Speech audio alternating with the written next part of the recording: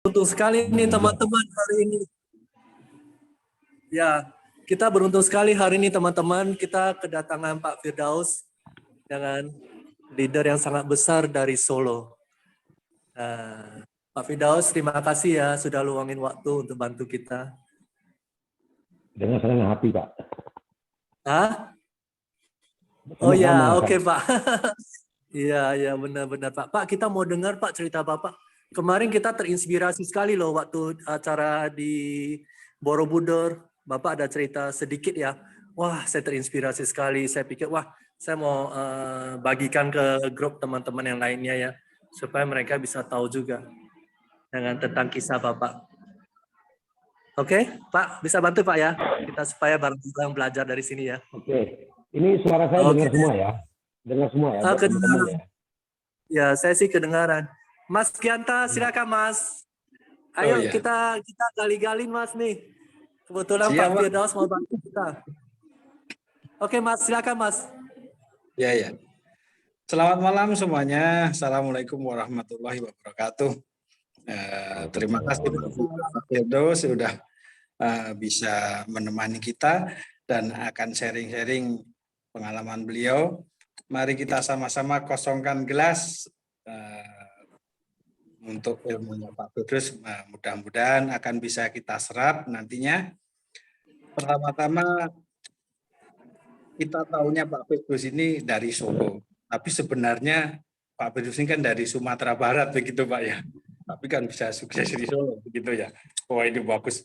Solo itu kampung halaman saya Pak. Saya juga dari Solo, dari Sukoharjo, tak Terangsan ya Pak ya. Saya dari wilayah situ, tapi sekarang posisi saya sekarang di Vietnam. Oh, luar biasa. Ya. Ya mudah-mudahan nanti kita bisa sharing bareng-bareng dengan Pak Firdaus. Sebelumnya begini Pak ya, kita juga belum tahu bagaimana ini Pak Firdaus. Pengen tahu latar belakangnya Pak Firdaus itu bagaimana sampai bisa di AFC gitu Pak. Sebelumnya itu bagaimana? Terus tolong ceritakan. Kita bisa apa ya? Semangatnya Pak Firdaus itu semangat pagi terus, semangat pagi terus, semangat pagi terus. Saya jadi, wih ini semangat bikin semangat saya juga itu Pak. Silahkan Pak. Baik, selamat malam buat teman-teman semua. Malam Pak. Seperti yang disebutkan tadi, saya Firdaus. Memang saya berasal dari Sumatera Barat ya, Padang ya. Tapi saya stay di Solo. Saya stay di Solo sejak 2005. Sebelumnya saya juga merantau di Jakarta lama, 15 tahun. Kemudian saya terdampar di Solo sampai hari ini. Oke, seperti orang Padang kebanyakan, saya ini merantau itu hanya modal dengkul. Ya, saya selalu ingat pesan orang tua saya bahwa, dan juga orang-orang Padang yang lain, orang Minang yang lain itu begini. Kalau mau merantau itu cari induk semang dulu, artinya jalin silaturahmi dulu, perbanyak teman, perluas relasi, kemudian bikin semua relasi kita percaya kita. Ya karena kita di rantau ini nggak ada modal, jadi perlu membangun silaturahmi dulu. Itu yang saya lakukan sejak dulu dan hingga sekarang juga. Nah, ketika merantau saya berjualan di kaki lima. Pertama kali saya itu kalau bagi teman-teman yang di Jakarta ya, itu di lapangan Urip Jatinegara ya. Itu lahan saya buat cari makan dulu. Kemudian muter-muter juga sampai di Pasar Senen, ya di Tanah Abang, terakhir juga di Tangerang. Pasarannya Tangerang cukup lama juga saya. Nah, kemudian di lahan di kaki lima di Jakarta ini kan sudah semakin sulit ya. Jadi saya mulai hidup saya tidak dari tahun ke tahun begitu-begitu aja, dan saya ingin merubah. Jadi saya dapat nasihat bahwa kalau kita ingin berubah, yang pertama harus dilakukan adalah merubah mindset kita. Mindset tadinya cuma dagang, hanya sekedar dagang agar bisa makan. Saya merubah mindset saya supaya hidup saya juga berubah. Itu buat teman-teman boleh catat. Ingin berubah, pertama kali harus mindsetnya, pola pikirnya. Kalau kerja, silakan kerja, tapi jangan hanya sekedar bekerja. Kalau Anda berdagang, jangan cuma sekedar berdagang, tapi bikin planning untuk perubahan hidup. Itu yang saya lakukan. Itu merubah mindset yang pertama kali. Kemudian yang kedua, ini yang sangat penting ya, yang saya lakukan adalah merubah lingkungan. Sebab kalau saya terus dengan lingkungan yang sama itu dari tahun ke tahun begitu-begitu aja, saya yakin saya akan tetap seperti lingkungan yang lama, tidak berubah. Karena saya sudah bosan hidup di kaki lima 15 tahun, sudah capek, ya, sudah orang-orang lain sudah punya banyak, ada rumah, ada mobil, saya belum. Ya, jadi saya juga ingin seperti orang-orang, maka saya hijrah. Hijrah yang pertama hijrah mindset, yang kedua hijrah lingkungan. Itu yang saya lakukan. Jadi merubah. Jadi kalau saya ingin merubah, harus rubah semua, rubah lingkungan yang paling penting, karena lingkungan akan menciptakan kita seperti apa masa depan kita. Itu tergantung lingkungan kita saat ini. Jadi kalau lingkungan kita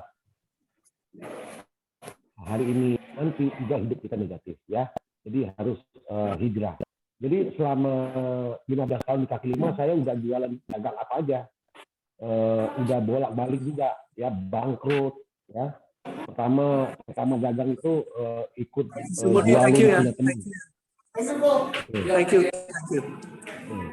Pertama saya ikut jualin punya teman dulu, karena nggak ada modal.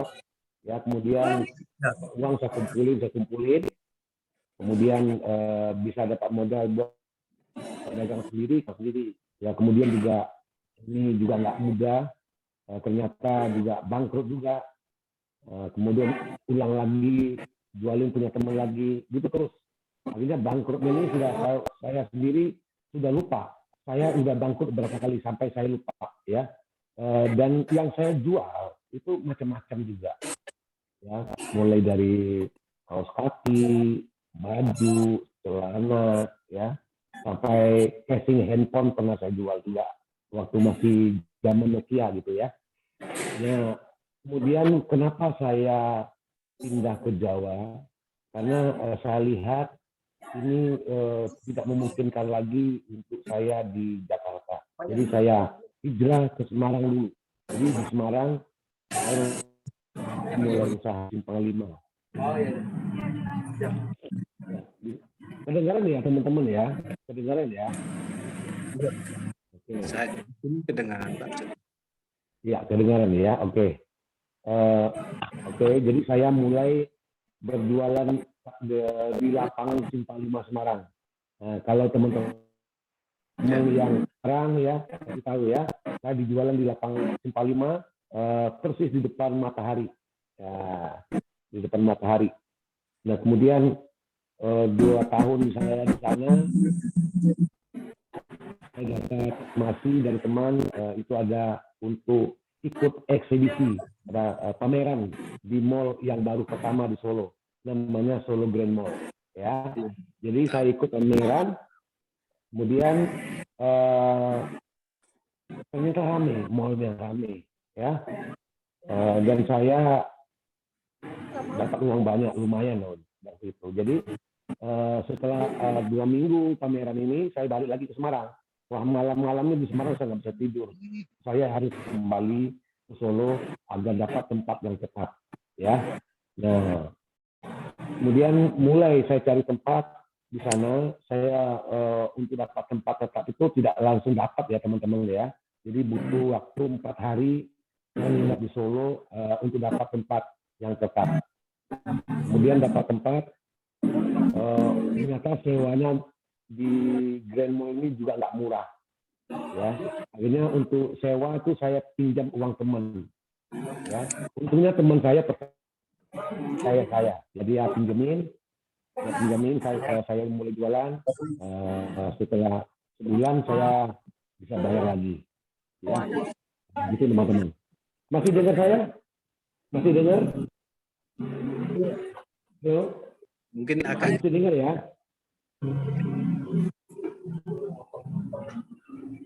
Halo? Masih dengar ya? Kurang jelas Pak Firdaus, bisa lebih gede nggak?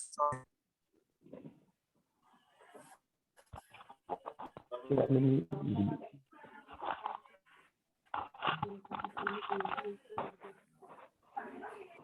Halo, masih dengar saya ya? lebih jelas ini, Pak. Jelas, lebih jelas Pak Gianto. Iya, iya, iya. Ini sekarang lebih besar sekarang. Oke, lebih besar ya. Baik, ini saya lanjutin ya. Betul. Oke, jadi saya mulai dagang di Grand Mall ya. Mallnya rame. Nah, ketika rame ini saya semangatnya berlipat. Jadi saya semakin semangat, fokus ke jualan. Kemudian saya juga nggak mau macam-macam, maksudnya fokus jualan aja. Rame, saya bolak-balik ke Jakarta beli barang. Akhirnya karena uang modalnya dikit, belanjanya cuma dikit, kulaannya cuma dikit ya. Tapi sering. Akhirnya orang di Senen itu saya jualan jam tangan ya, waktu di mall itu jualan jam tangan.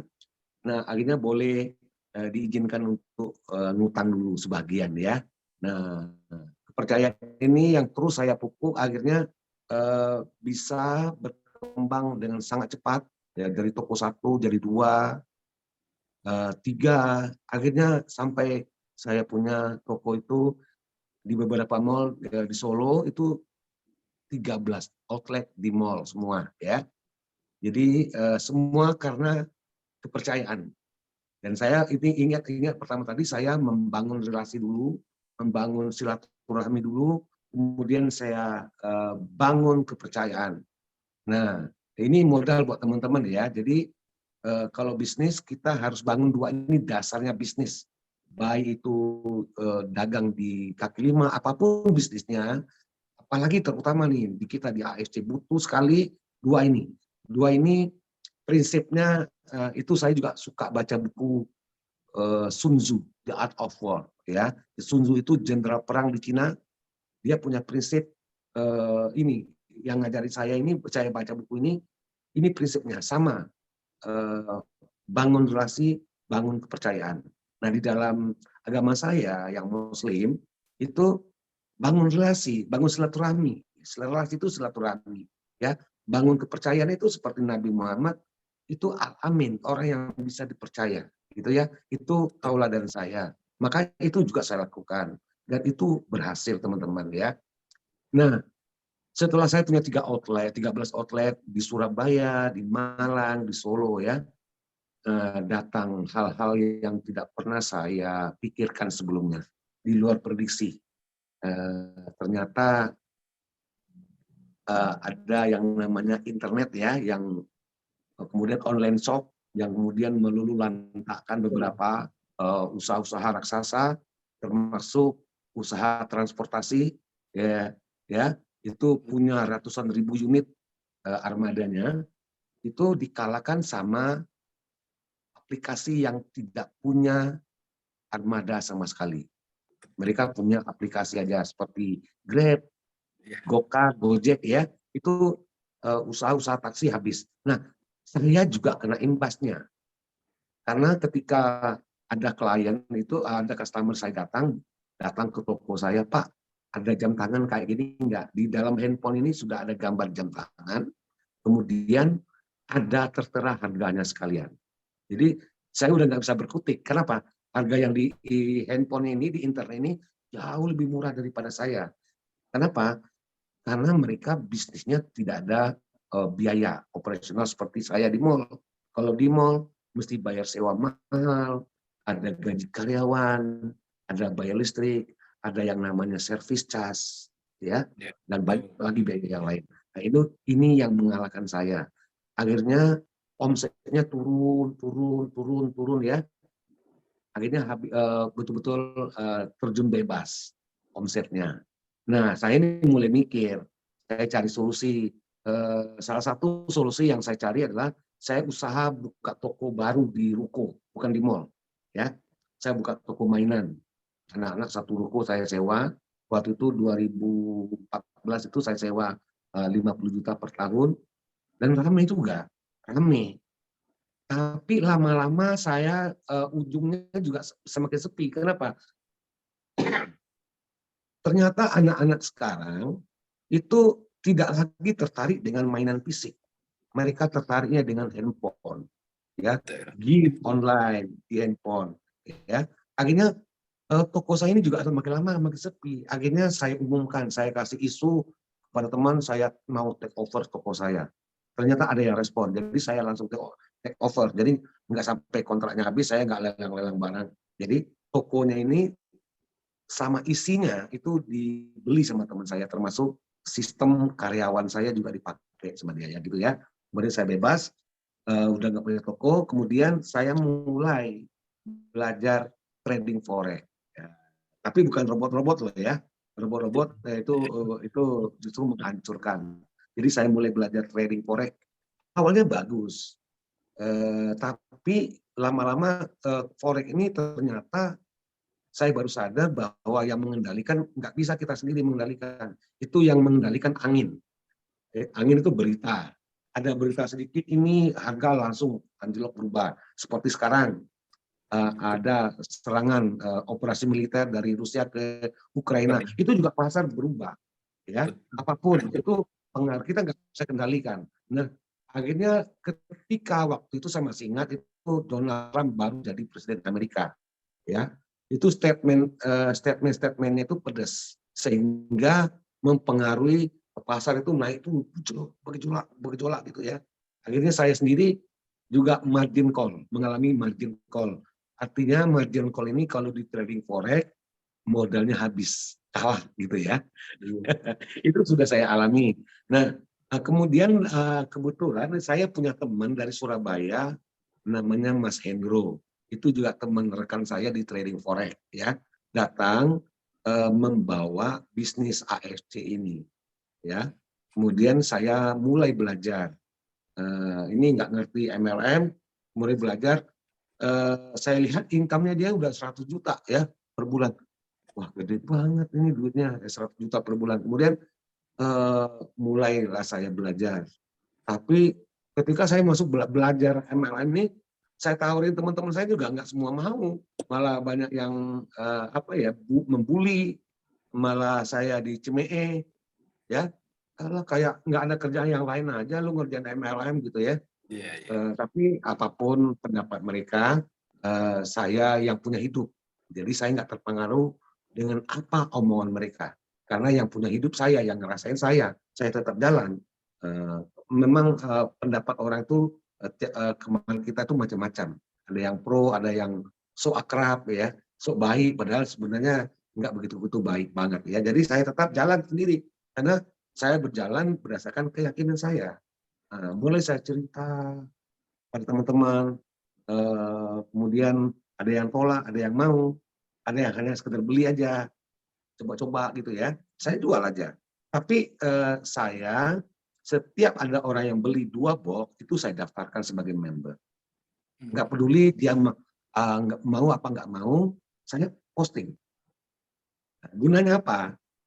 Besok bulan depan dia beli lagi, saya pasangkan akun dia kedua.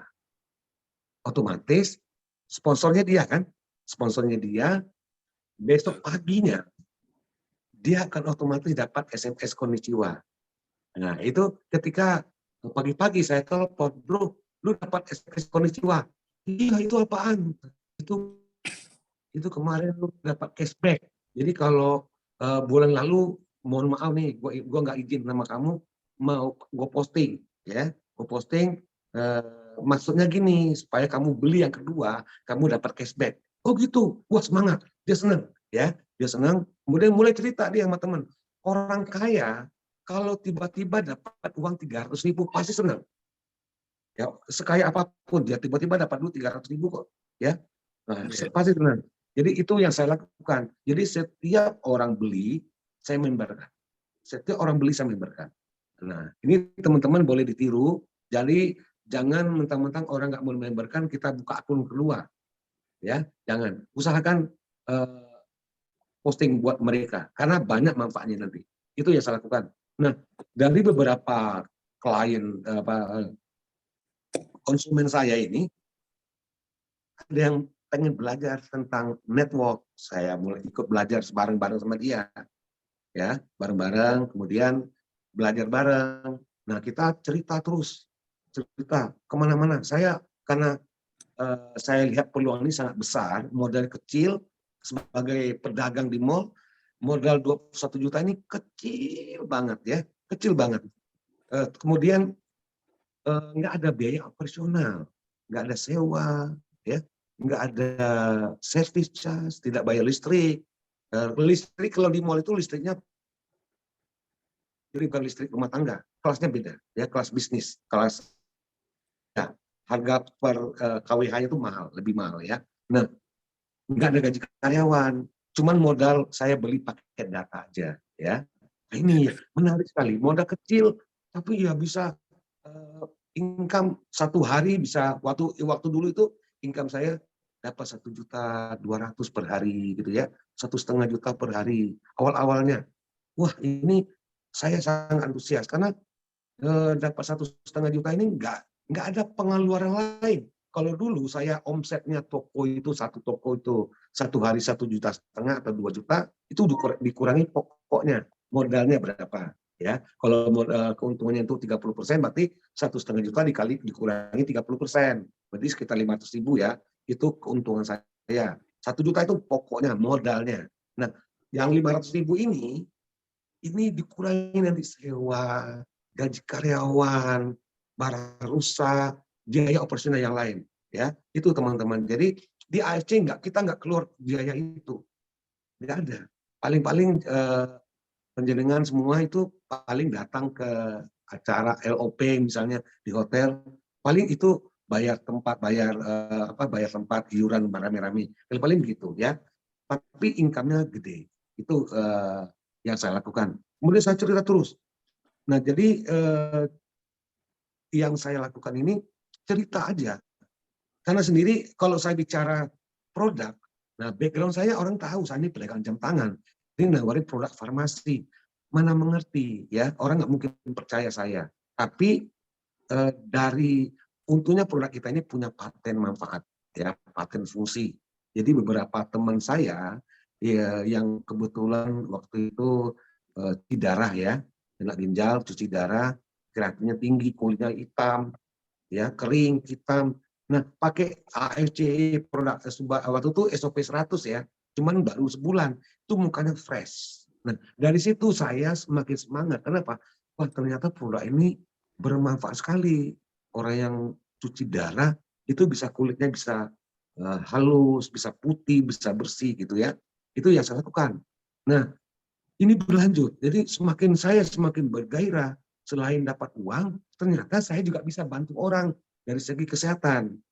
Jadi banyak teman-teman yang kena diabetes ya. Di Solo ini paling banyak diabetes. Nah, Pak Gianta tahu itu ya. Di Solo paling banyak diabetes ya. Kalau di Padang banyak orang stroke. Kenapa? Makannya Padang terus tiap hari ya. Nah itu pengaruh. Jadi sakit kita ini diawali dari makanan kita. Jadi hati-hati buat teman-teman ya. Makanannya harus dijaga ya. Nah, orang-orang yang sakit degeneratif seperti diabetes, stroke, jantung, ginjal, kanker, itu di sekeliling kita banyak sekali. Itulah pangsa pasar kita. Tinggal kita mau cerita apa enggak.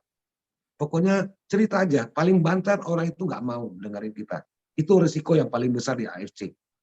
Kalau kita ngomong, cerita terus, paling-paling orang itu nggak mau. Tapi ada satu poin penting ketika kita berani cerita. Yang pertama, ini pengalaman saya. Saya pernah cerita sama teman setahun yang lalu. Saya juga posting di Facebook saya, di Instagram saya juga. Pas COVID Juli 2021 kemarin. COVID lagi tinggi-tingginya kan. Nah, itu pada nanya saya, Pak, produknya ada nggak? Ada. Kebetulan produknya kita inden waktu itu. Ya, saya ini juga banyak dikomplain orang, udah bayar inden lagi gitu ya. Nah, kenapa inden? Karena produk kita ini laris banget. Karena walaupun kata orang mahal, tapi manfaatnya terasa sama orang. Banyak orang yang setelah konsumsi ini negatif, ya, COVID-nya gitu ya. Jadi itu yang saya ceritakan. Akhirnya mereka beli, dan mereka juga bukan hanya COVID yang sembuh, ternyata dia punya sakit yang lain itu juga membaik. Ya, jadi rentetannya nggak sengaja.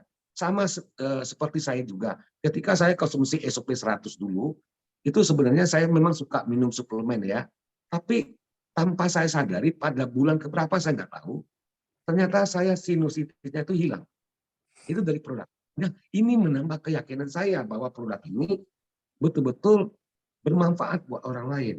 Nah, ini yang semakin membuat saya semangat cerita kepada siapa. Saya sangat pede cerita AFC ini kepada siapa orang, kepada siapapun. Walaupun juga maksudnya diremehin gitu ya, saya nggak peduli.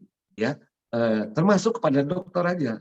Cuman ke dokter itu saya ngomongnya hanya sekedar memberikan informasi, dok, ini saya punya produk farmasi dari Jepang. Katanya ini punya paten, dok. Paten itu apa sih, dok? Saya pura-pura nanya, kita udah tahu. Kalau dokter itu kita kasih presentasi, malah lu belajar di mana, gitu kan? Jadi kalau sama dokter itu kita bicara hanya sekedar memberikan informasi seperti kita ini memposisikan diri sebagai detailer, ya. Ini dok, ini ada produk baru, gitu ya. Jangan ajarin dokter bicara tentang kesehatan, karena sekolahnya lama. Nah, kita nggak pernah sekolah, saya sekolah ini kaki 5 ya. Nggak mungkin saya cerita ngajarin dokter kesehatan. Saya kalah jauh gitu ya. Jadi posisi saya hanya sekedar memberikan informasi ini ada produk baru dok gitu ya. Itu yang saya ceritakan sama teman-teman saya dokter. Dan ada yang percaya, ada yang nggak percaya. Itu wajar aja. Sama seperti saya di dagang dulu, setiap orang masuk ke toko saya, nggak semua beli. Ya, kadang-kadang saya buka nih jam 9 pagi ya. Jam 9 pagi, jam 9 itu juga ada yang masuk orang 5 ke toko saya. Lihat-lihat, nggak beli, keluar gitu ya. Nanti jam 10 juga gitu, masuk 5 orang lagi, lihat-lihat, nggak beli. Jam 11 juga masuk 10 orang lagi, jam 12, jam 1, sampai jam 5 sore. Sudah 100 orang yang masuk toko saya. Nggak ada yang beli. Pertanyaannya, apakah saya tutup langsung? Enggak, saya tetap buka. Karena jam operasional mall itu jam 9 pagi sampai jam 9 malam. Ya, walaupun jam 5 belum ada yang beli, saya tetap buka toko. Tugas saya buka toko. Kemudian enggak disangka jam 7 habis maghrib banyak orang beli. Nah, coba kalau di awal saya udah putus asa nih jam 5 enggak ada yang beli, udah 100 orang yang masuk toko, saya putus asa. Saya langsung tutup toko. Ketika saya tutup toko, dipastikan saya tidak dapat duit hari itu. Jadi saya tetap buka sampai jam 9 malam, jam 7, jam 8, ternyata banyak yang beli. Karena rezeki kita tidak bisa tentukan kapan datang. Itu bagiannya Tuhan, bagiannya Allah ya. Jadi tugas kita buka toko. Nah, sama di AFC ini tugas kita sharing, cerita. Masalah ada orang responnya orang yang keberapa, itu bukan urusan kita, itu bukan bagian kita. Itu bukan pakaian kita, tugas kita cerita. Ya, gitu ya teman-teman ya. Jadi jangan baru 2 orang tolak, wah nggak laku, AFC mahal. Dan kita langsung berasumsi mengambil kesimpulan produk ini memang mahal. Terus kita mengiyakan omongan orang, wah ini larang mahal gitu ya. Enggak ya. Kita mungkin belum ketemu aja orang yang tepat. Sama seperti saya buka toko. Jam 5 udah seorang yang masuk tapi nggak ada yang beli. Ya, saya tetap buka karena yakin kita dapat rezeki. Setiap kita usaha pasti ada rezeki. Mungkin pada saat ini kita cerita tidak langsung orang mau, mungkin mereka belum butuh, mungkin juga mereka belum ada duit, ya. Kalau tugas kita cerita aja. Nah, nanti memang orang yang kita ceritain itu tidak butuh produk kita, tapi dia kan punya saudara, dia punya tetangga, dia punya teman. Siapa tahu temannya butuh. Nah, inilah gunanya kita cerita. Ya. Jadi ceritain aja teman-teman, kepada siapapun cerita aja. Itu yang saya lakukan. Nah, ketika ini yang saya lakukan di awal-awal. Kemudian ketika ada orang yang sudah mau beli, saya daftarkan dan saya kasih tahu ini peluang bisnisnya bagus, bisa punya income gede. Kemudian saya cerita, Nah, saya ajarin, orang yang sudah gabung ini saya ajarin. Caranya gini, saya ikut training, ikut LOP terus. Kapan LOP datang. Nah, ada yang mau, ada yang enggak juga, sama. Jadi enggak semua mau. Sama kalau kita punya tim, ada yang mau belajar serius, ada yang hanya main-main, hanya sekedar iseng-iseng, hanya untuk pergaulan. Itu pilihan mereka. Tugas kita mengarahkan mereka. Arahkan kemana? Ini loh, potensinya bisnis ini, kalau kamu sudah akunnya sudah diamond, maka teman-teman ya, teman-teman saya sarankan semua, itu agar segera akunnya yang masih ruby, agar diamond. Ya, kenapa? Karena diamond, ketika akun kita sudah diamond, itulah saat kita cari duit gede. Ya, kalau ruby dapat duit nggak dapat. Cuman bedanya gini, waktu kita, cara kita itu sama. Ya, misalnya saya memprospek Pak Gianta nih dari Solo ke Sukoharjo gitu ya. Waktu saya mungkin ke sana setengah jam, ongkos BBM sama, capeknya sama, ya. Kemudian cara saya cerita sama. Tapi closingnya cuma ruby, ya ruby. Saya ruby, closing ruby dapat berapa sponsor bonusnya? Dapat 300 ya. Tapi kalau saya diamond, saya prospek Pak Gianta ini di Sukoharjo, closing juga ruby sama, tapi dapatnya saya 5,5. Ya. Kemudian ada pairing kan? Pairingnya kalau saya ruby, ngekor ruby, pairingnya ruby 150. Tapi kalau saya diamond, rekrut ruby, dapat 5,5 sponsor bonusnya, pairingnya 300. Udah beda separuh ya. Caranya sama, capeknya sama, tapi hasilnya beda. Itu teman-teman. Jadi teman-teman yang belum diamond segera diamond. Ya. Nah, ini ada Mbak Titin nih. Dulu pertama kali kenapa saya paksa dia diamond ya. Saya paksa diamond agar dia dapat hasil maksimal.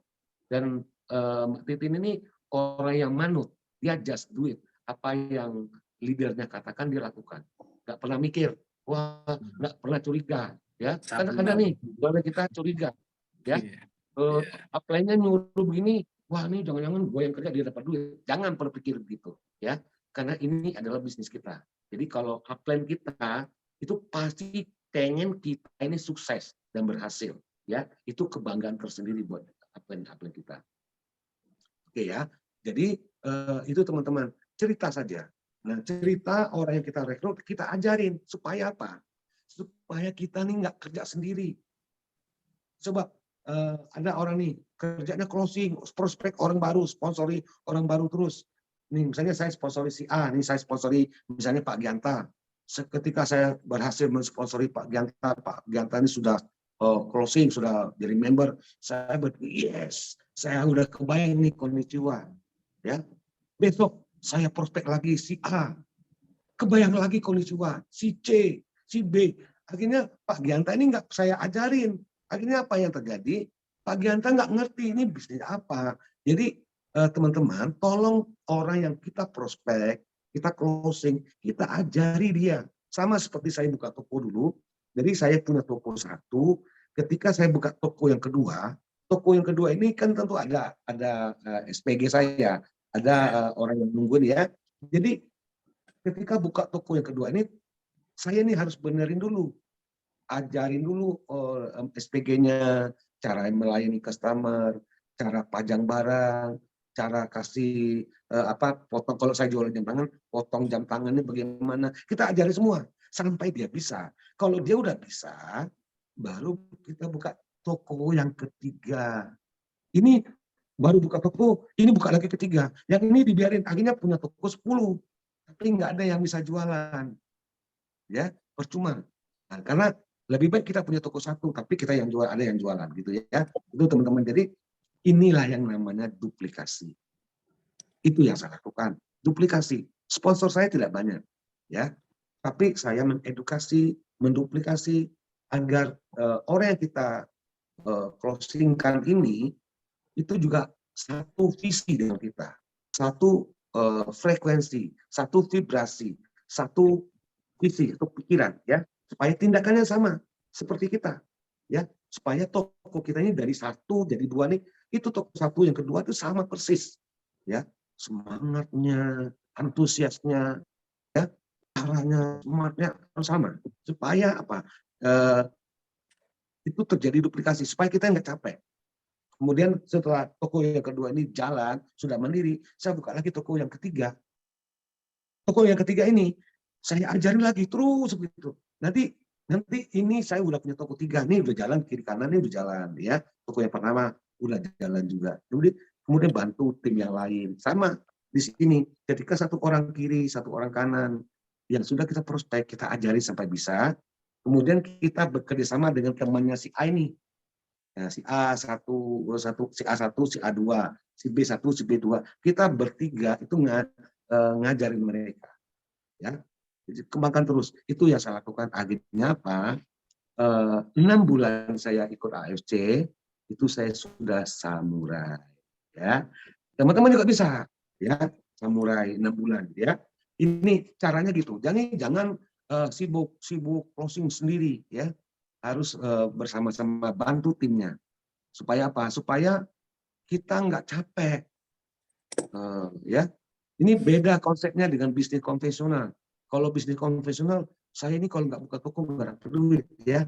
Tapi di AFC ini sudah saya buktikan. Ketika kita sedang berhalangan, konnichiwa-nya tetap mengalir. Seperti bulan September yang lalu, saya pulang ke Padang, kebetulan ibu saya meninggal, jadi saya di kampung 20 hari, ya, nggak ada sinyal. Tapi saya nggak melakukan sponsoring. Tidak ada ngomong AFC di kampung, susah saya ngomong AFC. Saya cerita juga tentang manfaat produk, tapi ya responnya nggak ada. Tapi teman-teman harus tahu bahwa saya selama 20 hari di kampung, konnichiwa-nya selalu masuk. Kadang 4 juta per hari, kadang 5 juta per hari. Mantap nggak ini bisnisnya? Jadi bukan seperti yang lama. Bisnis yang lama, itu kalau kita buka toko dulu baru dapat duit. Itu juga belum tentu dapat duit. Kalau laku barangnya, toko, sudah buka toko, nunggu dulu lah ada yang beli baru dapat duit. Nah, tapi di AFC, kalau kita sudah berhasil mengedukasi, menduplikasi dolen kita yang kita rekrut, itu kita bisa punya passive income. Kita bisa punya income, punya konnichiwa di saat kita sedang berhalangan. Itu teman-teman. Itulah kenapa orang sebut ini yang disebut namanya passive income, ya. Dengan hanya passive income yang seperti apa? Ini loh caranya seperti ini. Jadi orang yang kita prospek, kita ajari sampai dia pintar, sampai dia mandiri. Ini yang saya lakukan. Dan alhamdulillah di tahun kedua saya bisa achieve so good, ya teman-teman. Jadi duplikasi ini terus berjalan hingga hari ini. Kemarin pas di Solo, saya juga mengadakan training, khusus ini training untuk leader. Saya mulai merubah mindsetnya teman-teman yang tadinya sibuk closing sendiri, timnya dibiarin, sekarang sudah berubah, sudah mulai ini sudah bergerak semua. Jadi di AFC jangan kerja sendiri karena ini kita kerja pakai sistem. Ya, ini kerja pakai sistem ini begini. Kalau kita ini berjalan, mau pergi kemana-mana itu ada kendaraannya. Ya, tapi halo, masih dengar ya teman-teman ya? Masih Pak, masih jelas. Masih jelas. Oke, jadi kita harus mengedukasi supaya kita bisa menciptakan passive income buat kita. Gunanya kita mengedukasi, menduplikasi dolar kita itu agar mereka mandiri seperti saya ngajarin SPG saya supaya saya tidak perlu nunggu toko tapi omsetnya terus seperti itu ya. Jadi teman-teman sama. Jadi untuk pertama kali ini teman-teman kalau mengalami kesusahan nggak apa-apa, tapi susahnya di sini nggak lama-lama ya. Karena banyak di AFC ini yang baru 2 tahun mereka sudah punya income 100 juta. Ini di sini nih di malam ini juga ada yang Mbak Titin ya ikut, yaitu yang kemarin dapat Torida Off di Borobudur. Nah ini beliau ini semangatnya luar biasa. Lihat semangatnya Mbak Titin, semangat saya juga timbul lagi gitu ya. Jadi capeknya hilang. Itu jadi teman-teman. Jadi tolong teman-teman yang sudah mensponsori orang agar juga mengedukasi. menduplikasi.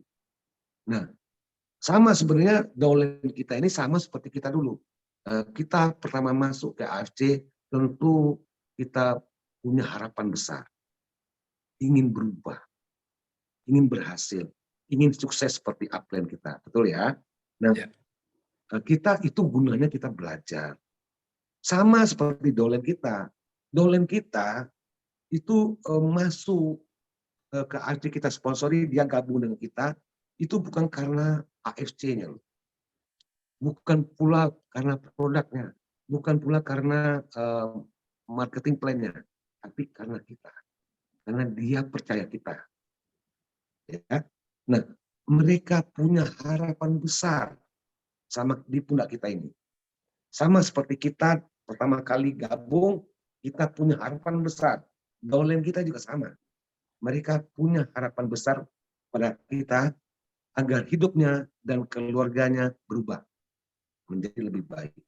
Baik secara kesehatan maupun secara keuangan.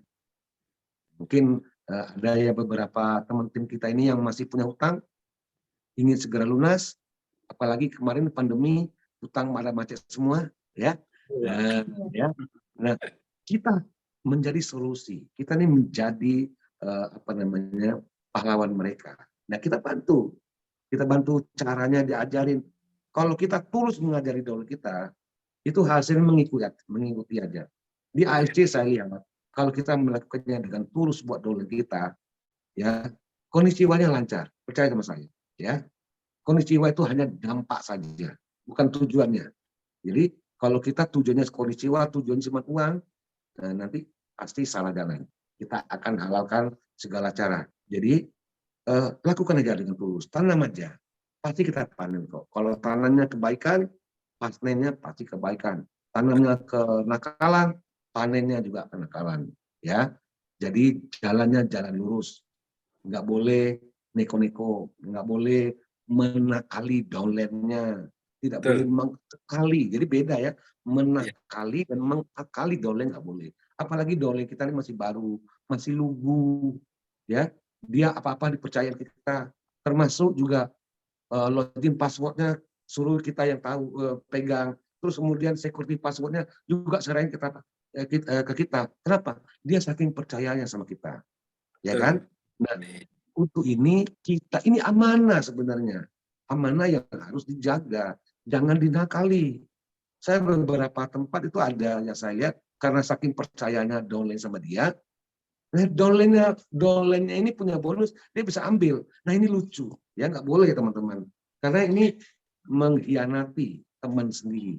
Ketika dia gabung di AFC, harapannya sangat besar dengan kita. Ya, kita jangan khianati mereka, kita bantu. Ya, itu mengakali jangan.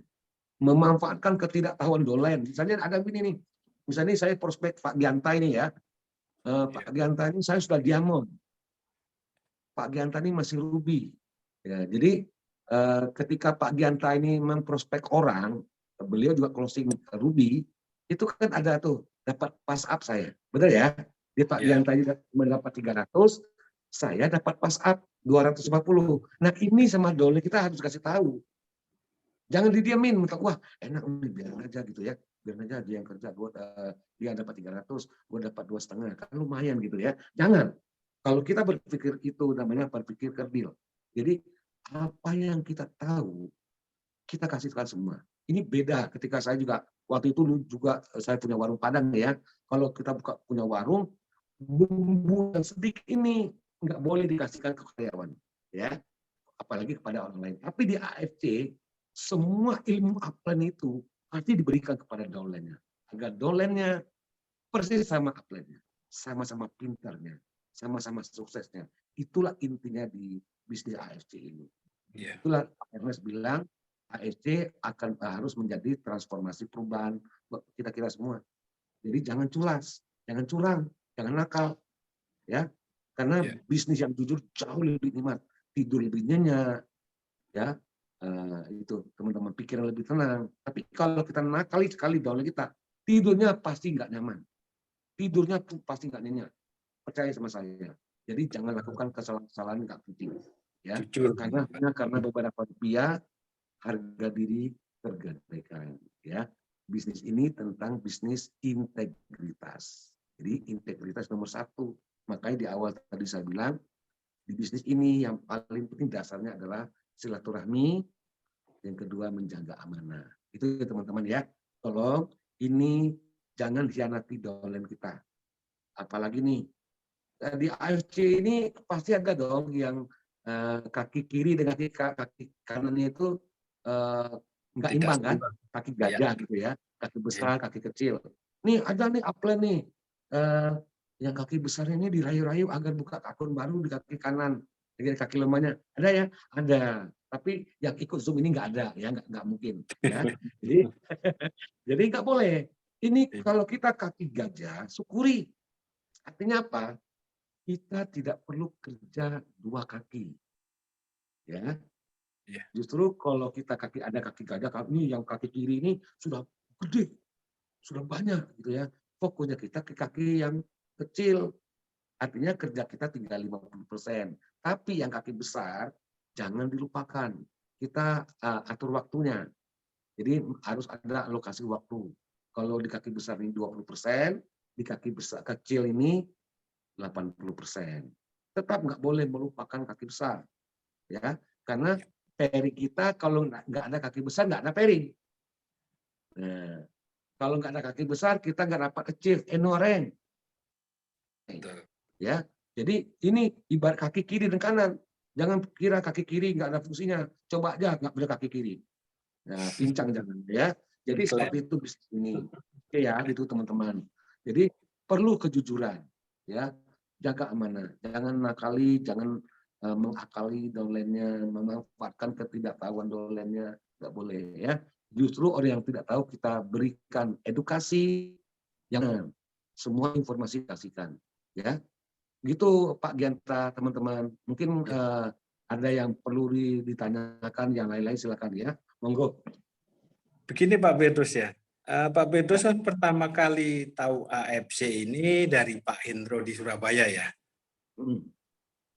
Ini dulu Pak Hendro ini bisa mengajak Pak Firdaus ini gimana caranya Pak? Kok tahu-tahu Pak Firdaus bisa langsung join gitu loh. Kenapa langsung percaya ini AFC? Kok langsung Enggak. ikut Pak Hendro? Itu dulu bagaimana ya? Kok bisa begitu? Oke, mungkin permasalahan ini sama teman-teman yang lain juga gitu ya. Nah, kenapa Mas Hendro ini teman baik saya? Saya sudah lama kenal, bukan kenal bisa dikenal di AFC, bukan. Tadi saya sebutin, kami sama-sama di komunitas trading forex, ya. Nah, sama-sama mengalami yang namanya margin call, ya. Sama-sama jadi orang kere. Ya, kenal. Kebetulan Mas Hendro ini ikut AFC. Dia, saya tahu dong kartunya waktu itu. Tiba-tiba nunjukin bonusnya 100 juta. Nah, saya kaget. Nah, karena Mas Hendro ini yang ngomong, dia ngomong bukan hanya sekedar ngomong, tapi dia ngomong ada faktanya, ada datanya. Ini Pak, dia liatin SMS kondisi jiwanya. Jadi saya percaya, makanya saya belajar. Jadi ini penting. Ada orang pintar ngomong gini, not the song but the singer. Bukan lagunya, tapi siapa yang menyanyikannya. Zaman sekarang, orang gabung itu bukan apa yang kita tawarin. Bukan baik produknya maupun bisnisnya. Tapi kita, ini siapa yang nawarin. Maksudnya artinya orang itu lebih melihat kitanya daripada produknya. Melihat kitanya daripada bisnisnya. Orang percaya kita dulu. Maka ini yang sangat penting dijaga. Ya, kepercayaan. Jangan nakali. Ini yang saya lakukan. Jadi saya sama Mas Hendro ini sudah berteman lama. Kemudian dia cerita, ini loh Pak, saya karena dia tahu juga kondisi saya sedang margin call, sedang mengalami kalah trading ya, kalah forex gitu ya, sama-sama. Jadi saya ini teman-teman yang lain ya, duitnya sama-sama habis, tapi untungnya Mas Hendro ini orangnya tulus dengan saya, dan saya sangat percaya sama dia. Makanya saya ikut. Kalau yang lain nawarin belum tentu saya mau, karena bagi saya dunia yang baru ya, karena pedagang forex kemudian masuk MLM produk kesehatan lagi ya. Jadi nggak gampang juga untuk mengajak saya. Kebetulan yang ngajak ini Mas Hendro sama Mbak Silvi. Itu teman saya di Korek dulunya. Gitu Pak Genta. Jadi nggak tiba-tiba saya percaya AFC, saya nggak tahu AFC itu apa. Saya kira AFC itu dulu Federasi Sepak Bola Asia. Karena pemain bola saya. Ya. Jadi nggak tahu AFC ini. Saya kira ini federasi ini ngajak sama klub bola, saya bilang gitu ya. Itu pertama kali. Gitu Pak Genta. Ya. Ini buat teman-teman yang lain silakan kalau ada yang mau tanya, saya mau lihat chat dulu ya. Chatnya. Oke. Oke. Ya, mungkin ada teman-teman yang mau nanya apa permasalahan di lapangan ya. Mungkin pengen apa gitu dari Pak Firdaus ini, tip-tipnya Pak Firdaus gitu ya, apa gitu. Mungkin begini Pak ya, dari Pak Firdaus itu kan kalau Shogun penghasilan udah ratusan juta, 150 juta minimal ya 1 bulan. Terus Pak Firdaus ini apakah itu semuanya untuk Pak Firdaus ini? Apa Pak Firdaus, wah ini uang begini, apa ini saya alokasikan ke sini? Oh ini mah untuk saya untuk ke semua downline juga untuk bisa membantu. Ini loh Pak. Mungkin orang kan ada ya dapat bonus. Oh ini kerja saya. Oh, enggak ada untuk kita. Mungkin Pak Firdaus kan beda. Saya tahu ini Pak Firdaus kan orangnya ini banget ya. Istilahnya semuanya itu hanya titipan begitu kan Pak Firdaus ya. Jadi gini, Tapi kan ini ya. oke. Saya ini kan biasa dagang ya dengan banyak biaya operasional ya di mall gitu ya. Tiap bulan itu saya harus bayar listrik, bayar service charge, bayar gaji karyawan. Itu saya dan biaya yang lain itu saya kumpulkan menjadi namanya biaya operasional. Ya. Nah, ini juga saya pakai di AFC. Jadi kalau saya dapat bonus itu enggak 100% saya makan sendiri. Ya, saya juga alokasikan sekitar 20% untuk membangun tim. Ya, saya sering roadshow kemana-mana, ke Medan, ke Padang, ke Palembang, Pekanbaru, ke Jawa ini, Jawa Tengah ini, hampir semua kota saya datangin. Itu kan biaya sendiri. Itu saya anggap itu biaya operasional, saya ambilkan dari yang 20% dari bonus saya ini. Jadi mentang-mentang dapat 100 juta sebulan misalnya ya, ini saya nikmati sendiri, nggak boleh pelit sama downline enggak. Saya ini banyak mungkin di sini nih banyak yang ikut ya.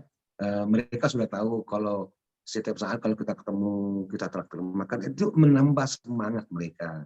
Kita traktir makan, jangan nikmati sendiri ya. Kemudian kayak kemarin hari Sabtu kemarin saya mengadakan training khusus untuk leader ya. Itu pesertanya cuman karena dibatasi aja ada 50 orang itu ya. Itu kan ada biayanya karena kita di hotel, kemudian ada coffee break, itu kan biaya. Nah, biayanya kalau kemarin itu 2,5 juta ya. Jadi 2,5 juta ini kepada tim yang ikut, cuman saya bebani 20.000. Kenapa saya bebani 20.000? Ini juga menyangkut tentang edukasi supaya yang ikut ini kalau dia gratis dia tidak akan menghargai. Tapi kalau kita pungut bayaran, dia akan serius, gitu ya. Tapi saya memberatkan. Jadi itu biayanya satu orang 50.000, 30.000 saya subsidi per orang, ya. Jadi mereka saya suruh bayar cuma 20.000. Syarat aja sebenarnya ya, supaya mereka juga ada penghargaan, menghargai. Dia sudah investasi 20.000. Jadi ketika dia sedang training, dia serius. Nah ini teman-teman ya, kalau sedang training jangan main handphone, scroll sana, scroll sini, lihat chattingan yang nggak itu penting, jangan. Ketika Anda belajar ya serius, ya. Karena kita nih datang dari rumah, harusnya udah korban waktu, biaya, ya. Harusnya kita sama istri, sama anak, malah kita nih ikut training, tapi di training kita justru nggak fokus, main handphone ketika ada mentornya bicara di depan, kita main handphone, ajak ngobrol di belakang, jangan.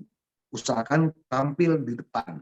Ketika kita mau belajar, pilih duduk paling depan dan simpan handphonenya baik-baik. Kan training itu paling 1 jam, 2 jam paling lama. Ya udah off dulu handphonenya. Fokus dengarkan mentornya bicara, karena mentor kita sedang mengajari kita strategi dari bisnis ini, bagaimana menjalankannya. Justru jangan kita nih mentornya di depan kita ngomong, apalagi main handphone, jangan. Sayang sekali ya. Waktu kita ini, mentor kita ini ngajarin kita ini cara dapat duit gede dalam waktu yang singkat. Itu mentor kita. Jadi coba teman-teman bayangin ini nggak ada kelasnya dimanapun, mau kita di kuliah di S1, S2, S3 sekalipun nggak ada mata pelajaran judulnya itu cara dapat duit gede dalam waktu singkat, nggak ada. Nah di AFC ini ada. Jadi ini perlu teman-teman pahami bahwa kita AFC ini bisa sebagai sumber hidup. Sama seperti saya dulu dagang kaki lima, saya hidup saya dari kaki lima. Ya. Nah, sekarang saya 100% di AFC, sekarang artinya hidup saya dari AFC. Sumber income saya dari AFC. Nah, teman-teman, tolong ini dipahami, jadikan AFC ini sebagai sumber utama income kita. Ya, supaya hidup kita lebih baik. Nanti kalau buat teman-teman nih, yang sudah punya bonusnya gede, nah ini banyak kesalahan ya. Banyak dari teman-teman saya yang dulu bonusnya gede-gede di MLM yang lain itu hidupnya poya-poya. Jangan. Income-nya boleh gede, tapi lifestyle-nya harus tetap standar. Ya. Agar kita apa? Punya tabungan, nanti uangnya ini bisa diinvestasikan, bisa beli rumah, bisa buat lunasi hutang. Nah, kalau sudah lunas hutangnya di AFC, melalui AFC, jangan diulangi lagi. Itu sama kalau kita ulangi masuk lubang yang sama 2 kali, jangan ya. Iya, Pak. Ini AFC bisa salah satu alternatif untuk lunasi hutang. Jadi jangan apa-apa gampang hutang. Nah kalau saya ada kelasnya juga tentang di AFC ini banyak sekali manfaatnya kita gabung ya. Bukan hanya tentang bisnis aja, bukan hanya tentang kesehatan aja, tapi ada ilmu lain yang di luar sana kita tidak akan dapat. Termasuk di sekolah pun. Ini yang paling berharga bagi saya. Terutama buat teman-teman ya. Ini tentang money management. Ya. Ini nggak ada pelajaran di mana-mana. Ya, kalau saya kasih kelas di sini tentang money management, mengatur uang. Ini uang yang kita dapatkan dari AFC ini kita gunakan untuk apa aja. Ya, itu penting. Dan ini nanti dapat uang nggak ada bekasnya, ya, malah salah guna. Harusnya kita gunakan beli aset yang bisa menghasilkan uang. Jangan beli liability. Misalnya ya, tiap tentang bonusnya gede, tiap bulan ganti handphone. Sayang, jangan ya. Tiap bulan ganti motor. Mobilnya sudah ada, beli mobil baru, kredit lagi, ya. Jangan, ya. Karena kredit ini masalahnya gini, kalau kredit itu cicilannya pasti, income kita nggak pasti, itu di situ kita kalah, ya. Nah ini salah satu poinnya di pelajaran di training saya tentang money management. Jangan poya-poya, hidup sederhana. Kita nih di AFC ini mengajarkan bagaimana semua mitra AFC ini dia high income but low profile, ya. Income-nya tinggi tapi tetap rendah hati, hidup sederhana. Itu jauh lebih baik, ya. Nah, jangan hambur-hamburkan uang, beli ini, beli macam-macam, ya. Jangan. Beli yang penting, beli sesuatu kalau betul-betul kita butuh, ya. Kalau belum butuh, tunda dulu, tunda kesenangan dulu, ya. Itu teman-teman, ya. Silakan Pak Dianta kalau ada yang mau nanya gitu ya. Ada pertanyaan dari Ibu Yuliani Gunawan. Malam Pak, Pak gimana cara meyakinkan orang untuk join bisnis ini? Karena posisi saya, kondisi jiwanya belum besar. Gimana Pak? Oke. Tidak satu jalan ke rumah, ya. Ada banyak cara. Kalau bonus kita belum gede, minta aja screenshot bonus dari upline-nya yang sudah gede, kan bisa dipakai. Kalau saya bilang begini kepada teman-teman saya ini ya, pertama kali saya gabung di AFC ini, saya ajak teman-teman saya, bro, ayo kita belajar cara dapat duit gede dalam waktu singkat. Ini ada teman saya yang mengajarin, dia sudah punya income 100 juta per bulan, ya. Saya sedang belajar. Nah, kamu sebagai teman baik saya ingin kita belajar bareng-bareng. Mumpung orangnya mau loh bermurah hati, ngajarin kita dengan gratis. Kalau kita ikut seminar ini, seminar itu bayarnya mahal, dapat duitnya belum tentu, ya. Cuman karena dapat motivasi aja gitu ya, seminar ini, seminar itu. Kalau ini lebih menjurus cara dapat duit gede dalam waktu yang singkat. Nah, ini yang saya lakukan. Jadi jangan kita nih nggak pede. Ya kalau Pak Firdaus ya sudah ada bonusnya bisa dilihat-lihatin. Kalau saya belum, sama saya dulu juga nggak punya bonus. Saya jual aja, saya minta saya sama Indro. Indro ini tolong screenshot bonusmu, kirim ke saya ini loh. Saya liatin sama teman saya kalau nggak percaya ya. Jadi di bisnis ini jalani aja. Kalau ada orang yang nggak percaya, nggak yakin, itu urusan dia. Yang jelas kita sampaikan saja berita baik ini kepada teman-teman. Ini kalau kita menyampaikan berita baik ini juga ibadah, pahala, ada pahala ya. Jadi ada dapat berkat gitu ya. Sampaikan aja.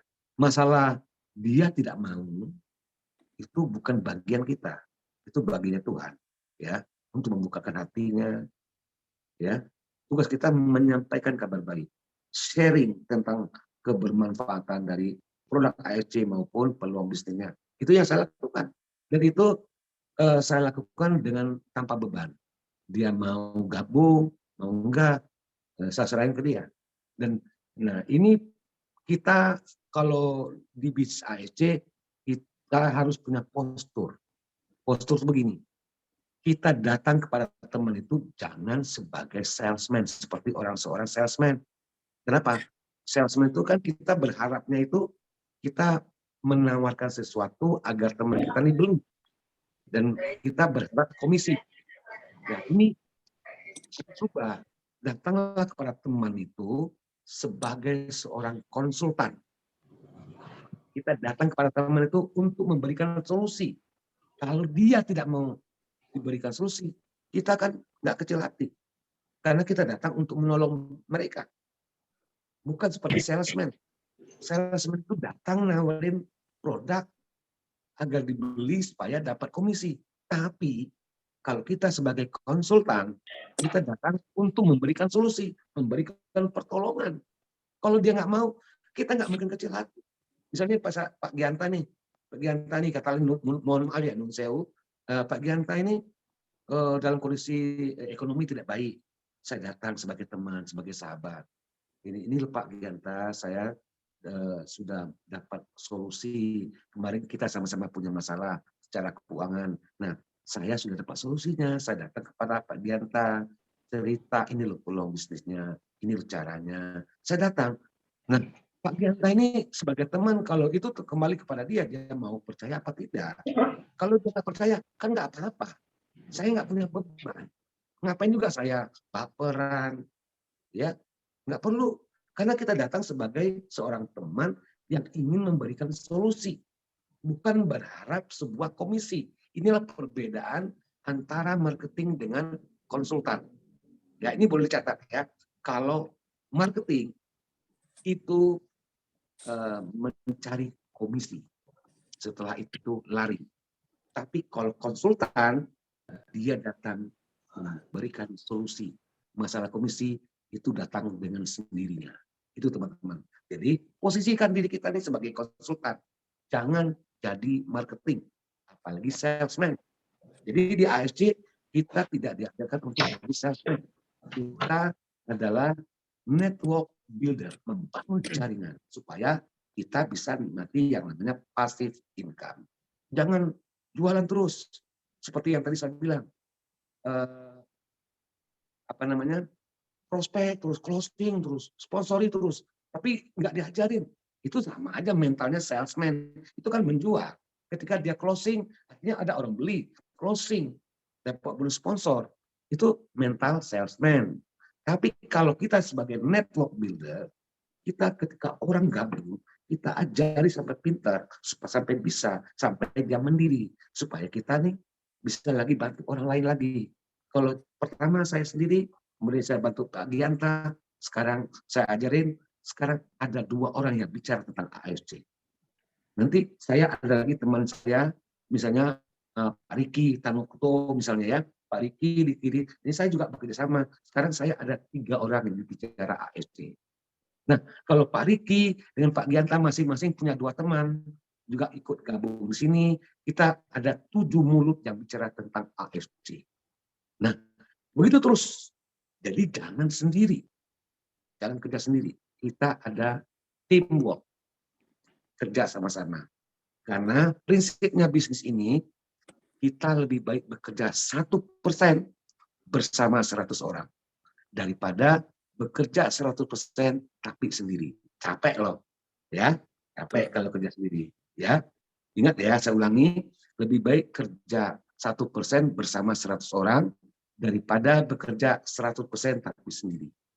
Ya, ini prinsipnya bisnis kita. Begitu teman-teman. Begitu Pak Gianta, mungkin ada pertanyaan yang lain. Ini Pak Petrus sebagai jenderal besar ini ya di Shogun. Itu kan ya seperti ini tadi ya, bekerja di tim.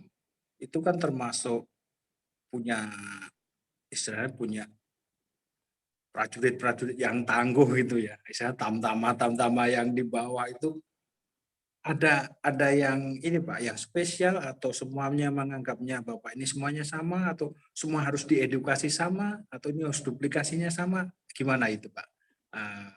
Di Bapak. Gini Pak, kita ini kan pertamanya itu kita seperti menjaring ikan.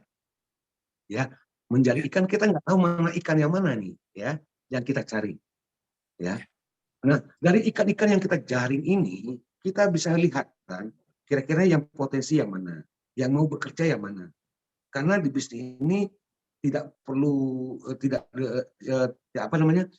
yang kita tidak cari orang pintar, ya kita cari orang yang mau kerja keras. Kita juga tidak cari public figure, misalnya artis, pejabat, itu nggak mungkin jalan ini. Mereka hidupnya sudah mapan semua. Maka kenapa tim saya ini militan, karena Pak, orang mendengar kayak orangnya seperti saya. Karena ada pepatah bilang, burung sejenis selalu terbang bersama. Saya ini orang-orang kaki 5. Teman-teman saya ya level-level gitu. Ya, kita bantu mereka seperti itu. Sebab orang kaya, apalagi publik, figur, pejabat, mereka hidupnya sudah nyaman. Kita tawarin bisnis ini, apalagi di makan luka yang gak ada kerjaan, kayak seperti saya alami dulu. Jadi saya lebih senang bicara kepada orang-orang yang membutuhkan, yang punya ambisi, yang mau bekerja keras, yang mau berproses, yang bukan yang instan. Ya, jadi seperti yang tadi saya jaring ikan, saya tahu nih ikan yang mana yang jenis mana yang harus saya gembleng gitu ya. Sama seperti kita nggak tahu orang yang datang ketika pertama kali ke LOP itu banyak orang, kita nggak tahu karakter. Nah, dari mana saya tahu? Setelah nanti ada setelah LOP kita bicara ini, banyak yang nanya, itu yang cerewet itu saya paling suka. Jadi ketika table talk itu banyak yang tanya cerewet, itu semua tanya, saya senang daripada yang diam-diam aja. Ya, diam-diam itu bukan berarti nggak mau nanya, bukan udah ngerti, karena dia mau nanyain, yang ditanyain apa nggak ngerti juga gitu. Jadi seperti itu. Jadi pilih itu kan nggak langsung kita tahu. Cuman kalau sudah ada, nah kita pilih, kita dekati supaya kita jadikan dulu gitu ya. Mana yang mau? Karena kita ini bisnis ini kan sifatnya mitra. Kita nggak boleh merasa bahwa Shogun itu atasan, samurai, enggak. Semua mitra. Ya, jadi yang bisa kita omongin, kita kasih tahu. Yang merasa gelasnya penuh, ya biarin aja. Ya, yang kita bantu itu yang gelasnya masih kosong. Kita akan bantu. Dan mau belajar, punya tekad, punya ambisi, pengen maju, ya itu yang serius, yang fokus, itu yang saya prioritaskan. Jadi Anda juga nih banyak nih di dalam tasnya itu semua produk MLM ada, ya itu saya nggak, karena itu nggak mungkin sukses nggak usah banyak deh. 2 produk bisnis aja. 2 jalankan bisnis sekaligus tidak akan sukses, saya jamin. Ya, karena tidak ada yang bisa menangkap 2 kelinci bersamaan. Bisa? Saya nggak bisa. Ya, tidak ada yang bisa menangkap 2 kelinci di saat bersamaan. 1 aja susah, apalagi 2. Yang satu ke barat larinya, yang satu ke timur. Bagaimana mungkin kita menangkap? Nah, bisnis sama. Kalau ingin sukses, fokus. Jalankan AFC ini sebenarnya AFC ini sudah cukup. Ya, kalau kita fokus di sini, lah Bully Darwin 6 bulan sudah bos hidup. Ya, nah, ini kenapa kita masih ngerjain yang kecil-kecil? Nanti kadang-kadang orangnya begini, ada tawaran ML yang baru, ikut karena berharap kita jadi nomor 1, ya. Nggak penting itu. Bully Darwin orang yang ke 9.000 di AFC, ya. Saya ke orang yang ke nggak tahu yang ke 100.000 kali ya, saya nggak tahu. Tapi bukan itu, bukan yang nomor 1, yang mau kerja keras, yang mau memperjuangkan, yang mau mengupayakan kebahagiaan keluarganya, kesejahteraan keluarganya, itu yang akan menang, ya. Itu teman-teman yang lain ya. Jadi jangan baper. Gitu. Seleksi orang-orangnya yang terpilih. Kita harus bekerja sama dengan orang yang mau bekerja. Jangan upline nih, Anda dolen kan yang jual mahal ya. Seakan-akan kita ini kerja buat dia gitu. Bukan, jangan tinggalin aja. Saya nggak mau gitu. Jadi saya sebagai upline, kita harus kendalikan dolen kita. Yang nggak mau dikendalikan, udah biarin. Biar jalan sendiri ya. Kita yang mau ikut kita, karena di dunia ini ada 2 pihak. Ada yang pro, ada yang kontra. Siapapun, termasuk Nabi. Nabi pun juga banyak yang nggak suka. Ya. Begitu juga dengan kiai, dengan para pendeta, pastor, itu nggak semua orang suka. Itu wajar. Sama sebagai leader di AFC, itu tidak semua juga orang suka. Ada yang suka, ada yang enggak. Itu biasa aja. Ya, kita fokus kepada orang yang mau bekerja. Ya, yang perlu banyak cerewet, komplain aja dalam hatinya, itu dia suka protes gitu ya. Tapi nggak mau berprotes, ya udah tinggalin gitu ya. Itu ya, Pak Dianta. Itu yang sharing saya. Mungkin ada pertanyaan yang lain? Ada pertanyaan lain gini Pak, dari Pak Haryono. Ya Pak. Pak, bagaimana menghidupkan kembali semangat saya pas saya lagi down Pak? Karena mungkin banyak gitu Pak ya, semangatnya lagi hilang begini-begini. Nah ini Pak, supaya semangatnya biar ini lagi muncul lagi, biar tambah. Bagaimana? Untuk membangkitkan semangat yang sempat loyo kan begitu ya Pak. Iya betul. Gini, loyo itu kalau biasanya orang yang lupa akan hutang-hutangnya, orang yang lupa akan tanggung jawabnya, orang yang lupa akan impian-impiannya. Biasanya loyo. Kalau dia ingat 3 ini, ingat hutang-hutangnya, ingat impiannya, ingat tanggung jawabnya, dia akan semangat. Ya, jadi nggak ada istilah saya lagi down Pak. Dan itu kalau kita izinkan down, maka nggak boleh kita izinkan diri kita ini down. Kondisi boleh buruk, tapi mental harus tangguh, harus tetap semangat gitu ya. Nggak ada istilah motivasi, itu tergantung kita. Kita mau panggilkan motivator tingkat dunia. Kalau kita ini sendiri nggak ada niat, percuma aja. Ya, jadi semua kalau saya, cuman caranya kalau orang yang lagi down, saya tanya aja 3 tadi, hutang-hutangnya yang belum lunas, ya, tanggung jawabnya, impian-impiannya. Kamu masuk AFC pertama kali kenapa? Ini kita tanyakan lagi, kenapa kamu ada di AFC? Kenapa enggak yang lain aja? Kenapa di AFC? Apa visi misinya masuk AFC ini apa? Itu kita tanyakan lagi untuk orang-orang yang sudah semangatnya jatuh, ya. Karena 3 hal ini bisa menjadi pressure yang bisa membuat kita terbang tinggi. Sama seperti saya perantau, saya mau sambat mengerti ya. Kalau mengeluh sama siapa saya nggak bisa, karena saya ini orang rantau. Jadi ada 3 pressure yang membuat saya harus selalu kerja keras, terpaksa kerja keras. Yang pertama, sebagai perantau. Saya kalau nggak kerja keras, siapa yang mau ngasih makan saya? Ya, itu yang pertama. Yang kedua, kalau saya nggak kerja keras, kontrakan rumah saya siapa yang bayar? Yang ketiga, kalau saya nggak kerja keras, kalau saya sakit, yang ngurusin siapa? Sing ngopeni sopo gitu loh. Ya, jadi kalau saya sakit, jadi 3 preso ini yang membuat saya mau nggak mau, suka tidak suka harus kerja keras. Jadi ini mental perantau. Sebenarnya mental ini bisa dimiliki semua orang, walaupun dia tidak merantau, tapi mentalnya perantau. Ya, kalau kita nih, saya di Solo, katakanlah saya sendiri orang Solo, saya tinggal di Solo, tapi saya boleh menjadi pribumi di tempat tinggal saya, tapi mentalnya mental perantau. Seperti itu. Ya, jadi jangan sedikit-sedikit loyo, karena ini ingat kembali, orang lain nggak peduli dengan hidup kita, hanya kita penentu kehidupan yang akan melunasi hutang kita sendiri. Yang makan, nggak makan anak istri kita tanggung jawab sendiri. Ya, harapan-harapan yang sudah kita tuliskan, janji-janji yang sudah kita ikrarkan kepada keluarga kita, itu tanggung jawab kita. Itu harus yang kita harus ambil tindakan apapun risikonya. Gitu ya. Gitu Pak Gianta. Mungkin juga begini ya Pak ya. Mungkin masalahnya rata-rata orang masih pada di tahap zona nyaman gini Pak ya. Nah, itu mungkin mau berubah, saya mau begini. Wah, saya di sini udah enak begini, ngapain begini. Itu loh Pak.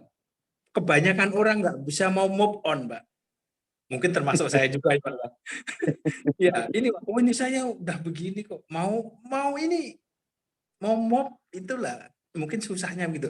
Nah, mungkin Bapak ada, kamu harus begini loh. Nah, ada cara atau ada trik itu. Tip yang Ya, bagus. oke Pak. Gini, kita harus sadar bahwa tidak ada yang abadi. Semua ada masanya. Kalau Anda nyaman hari ini, silakan. Nyaman hari ini. Tapi kita nggak tahu 2 tahun ke depan. Sama seperti saya. Saya punya 13 outlet di mall, sudah nyaman banget. Saya nggak nyangka ada online ini. Jadi saya udah nyaman. Saya dulu ya, mohon maaf ya, saya punya cicilan rumah 13 juta sebulan. Punya cicilan mobil sekitar 7 juta. Kemudian saya juga ambil apartemen, itu cicilannya 15 juta sebulan. Itu di 2 tahun pertama aman-aman aja. Kenapa? Omset toko saya rame. Nah, ketika mulai sepi, mulai batuk-batuk nih semua. Jadi jangan terlena di zona nyaman Anda. Karena ingat, semua ada masanya. Nggak mungkin kamu nyaman terus. Karena ada masa, ada naik, ada turun. Hidup ini kan fluktuatif, naik dan turun. Ya, pasti. Nggak ada orang yang hidupnya stabil, nggak ada. Kalau ada yang stabil, pencitraan. Pasti dia punya masalah. Cuman pintar membawa ke depan umum. Ya, dia punya masalah tapi nggak ada yang tahu. Dia sembunyikan sendiri. Itu. Jadi ingat itu. Kalau zona nyaman itu membunuhmu itu benar. Karena kita ibaratnya seperti saya alami. Tiba-tiba kaget dengan perubahan. Saya belum siap. Akhirnya terpaksa ikut trading forex. Akhirnya margin call ya. Jadi jangan sampai teman-teman ngalamin gitu. Ya, mumpung di zona nyaman, persiapkan cadangan income. Walaupun Anda kerja saat ini gajinya gede, ya 20 juta, 30 juta sebulan kerjanya, tapi harus ambil tetap bisnis. Kenapa? Ingat, pekerjaan Anda itu ditentukan sama bos Anda. Ya, Anda bisa di PHK kapan saja. Nah, ketika di PHK, ketika itu terjadi, kita ini belum siap. Sementara kita ini sudah terlanjur kredit ini, kredit itu, ya. Apa cukup? Karena nggak ada punya tabungan, karena butuh waktu beberapa. Kita ini pandemi ya. Pandemi ini ngajarin saya ini banyak hal. Pertama, kita ini harus punya uang untuk hidup ketika kita sedang nganggur, nggak punya usaha. Kita punya cadangan dana itu minimal 6 bulan ke depan. Jadi 6 bulan ke depan itu kita harus punya dana cadangan. Kenapa? Karena untuk mendapatkan sesuatu, untuk mencari kerja yang baru, atau memulai bisnis, itu kan butuh waktu untuk menghasilkan. Nah, dana yang 6 bulan ini yang kita pakai.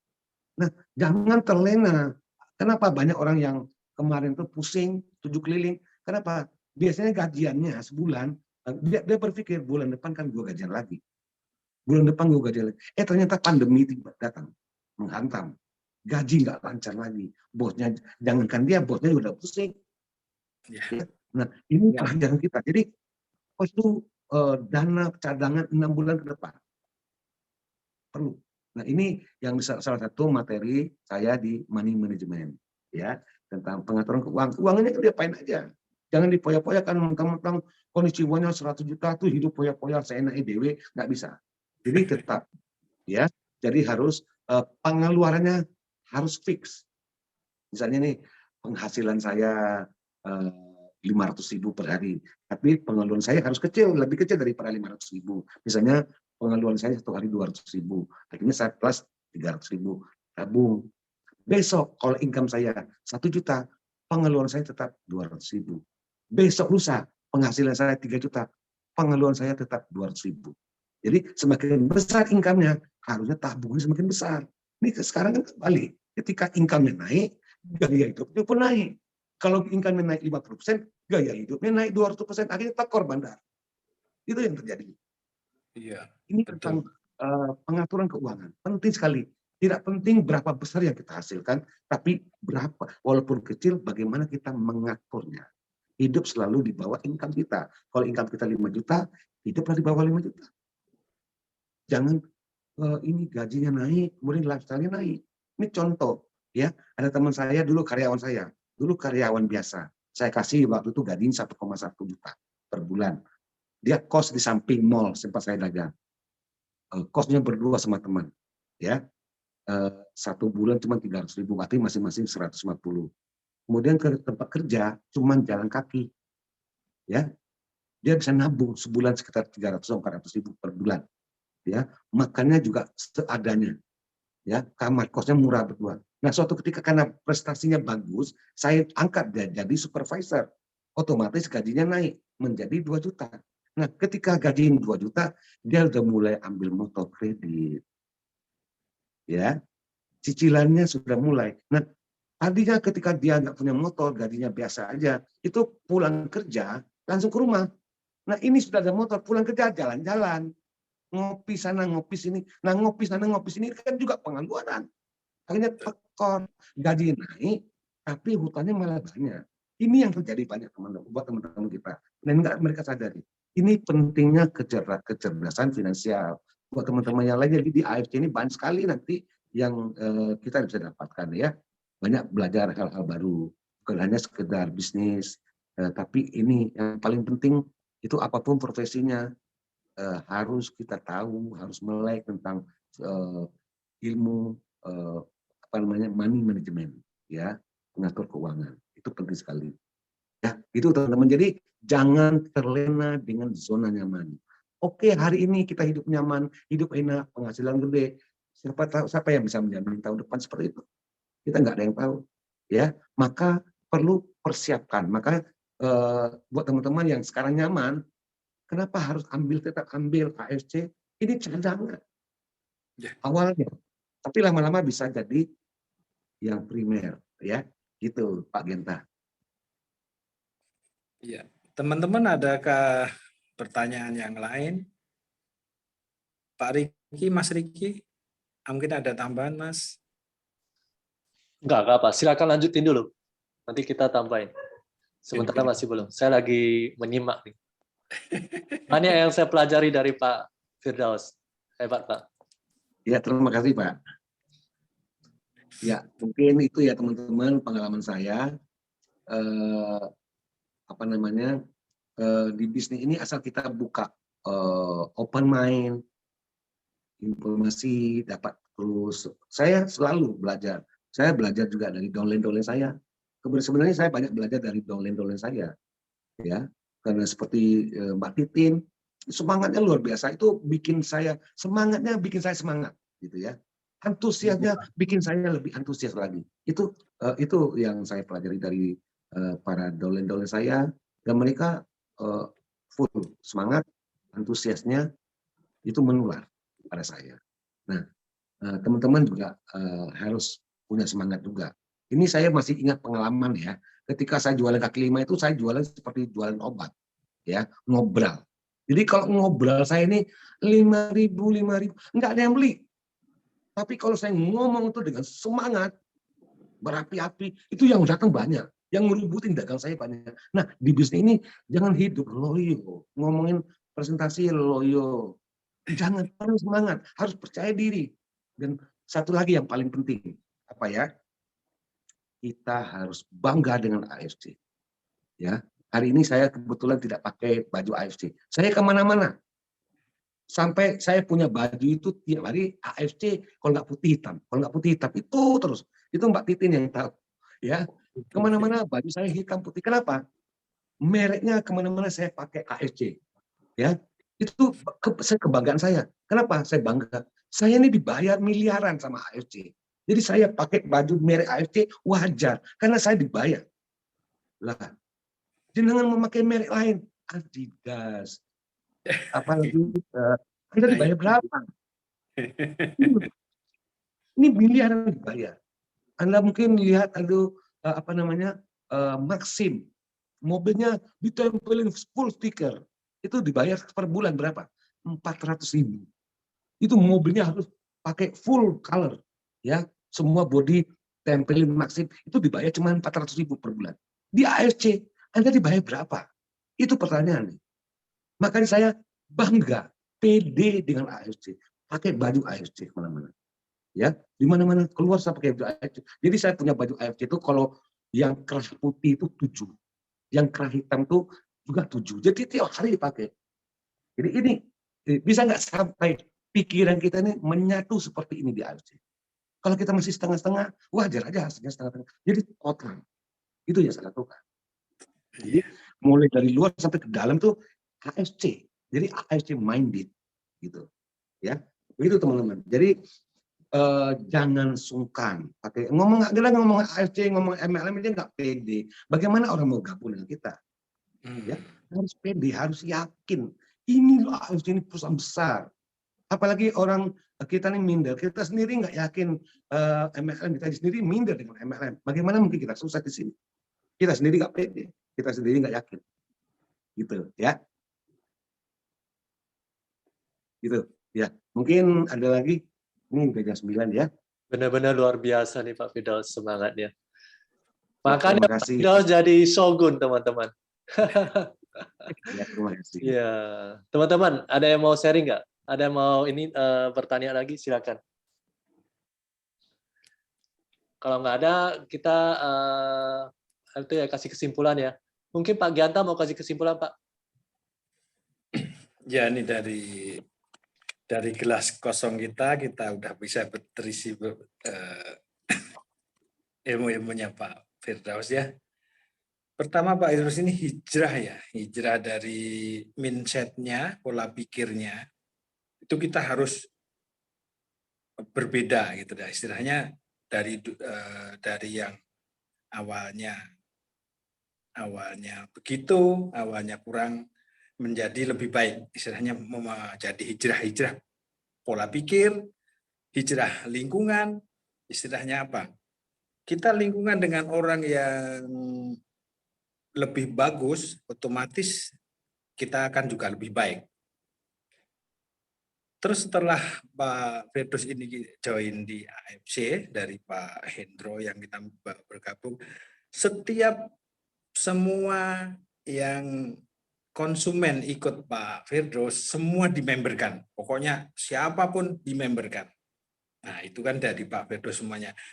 Selama 6 bulan pertama, Pak Firdaus bisa mencapai samurai. Tahun berikutnya bisa shogun. Nah, itulah dari Pak Firdaus. Kita dari beliau ini yang bisnisnya istilah dari silaturahmi sama orang-orang, istilah dengan masyarakat, dia membangun kepercayaan, trust bisnis, akhirnya dengan kejujuran juga sama downline-nya, ya tercapailah Pak Firdaus dari Shogun. Mungkin tahun ini insya Allah Pak Firdaus juga bisa sampai Damio ya. Amin, Saya amin, amin ya. ya begitu dari Mas Riki, dari saya kesimpulannya Pak Firdaus ini kita harus hijrah ya. Hijrah dengan mengisi gelas dan dengan cara mengosongkan gelas yang penuh. Mungkin itu darinya Pak Firdaus. Intinya kan kita harus bisa menerima dengan gelas yang kosong. Kalau gelas yang penuh, bagaimana kita bisa menerima? Begitu kan Pak ya? Kita kosongkan diri kita sendiri, kosongkan gelas kita, pasti kita akan bisa menerima. Begitu Mas Riki, Pak Firdaus terima kasih. Mas Riki silahkan. Ya, terima kasih ya Pak Gianta. Kesimpulan yang sangat baik ya. Ya benar. Kalau saya menangkap nih, selain kesimpulan Pak Mas Gianta, saya bisa nambah. Memang Pak Firdaus ini beliau ini full commitment. Ya teman-teman, itu harus kita pelajari. Dan Pak Firdaus ini tidak setengah-setengah dalam mengerjakan bisnis AFC itu. Itu yang kita harus belajar dari beliau. Karena memang benar, bisnis ini dia akan memberikan hasil sesuai dengan kita punya hati kepada bisnis ini. Kalau kita anggap bisnis ini hanya bisnis sampingan, udah pasti nanti hasil kita juga akan sampingan. Jadi kita punya penghasilan, pendapatan juga tidak akan sangat-sangat besar, karena kan bisnis sampingan. Tapi kalau kita benar-benar full heart, sepenuh hati, seperti Pak Firdaus ini, ya kan? Maka kita juga hasilnya akan full. Benar-benar kita dapatkan hasil yang benar-benar maksimal. Bayangkan Pak Firdaus, ya kan? Punya 7 baju yang sama, baju AFC, 7 yang warna putih, 7 yang warna hitam.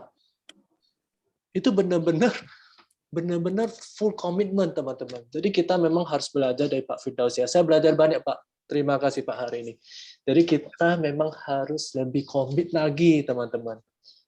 Jadi kita harus komitmen seperti Pak Firdaus beliau punya burning desire.